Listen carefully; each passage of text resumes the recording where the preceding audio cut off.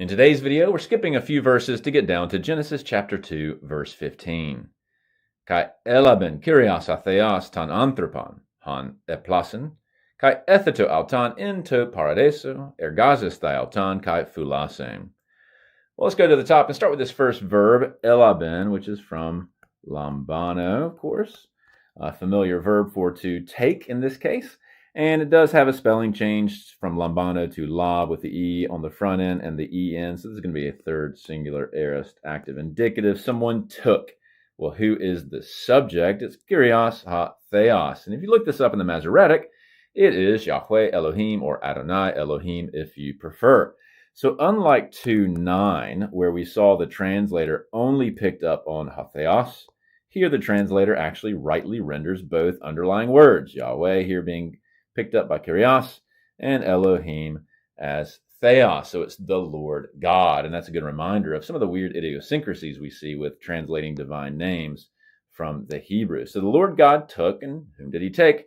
Ton anthropon, the man or Adam. Then we have a relative clause that is appositional, and it begins with han, the relative pronoun. And it does match. It refers back to anthropon. It matches in both number and gender. It's telling us more about this man, but its case, even though it does actually match, they're both accusative here.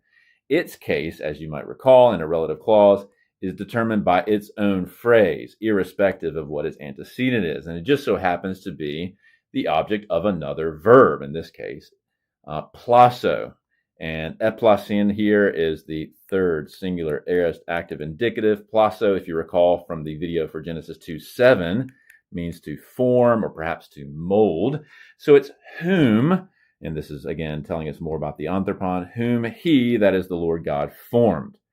So he took the man whom he formed, and what's he going to do with him? He ethetos him. And this is from tithemi. And remember, tithemi, one of our athematic or me verbs, is really just a theta under the hood. In this case, it has the E on the front end, the ETO ending. This is a third singular aorist middle, that's the eto ending, indicative.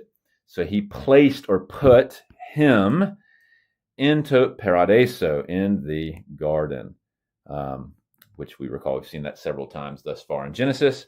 And what's he supposed to do when he gets there? Ergazesthai. This is from ergazomai. You can probably tell that ergon is under the hood. This is the verb for to work. This particular situation is a present middle infinitive. And it's middle, this verb is middle as a default, most likely because as someone who is working, you are intrinsically involved. You're subject affected because you're the one doing the work. So he is to work it, that is the garden here. And then kai fulasen, this is from fulaso. This is yet another infinitive, only in this case it's a present active infinitive. And that means to guard it or perhaps to keep it. So he's supposed to work and keep the garden. Here, the translator doesn't repeat the auton; it just carries over for both.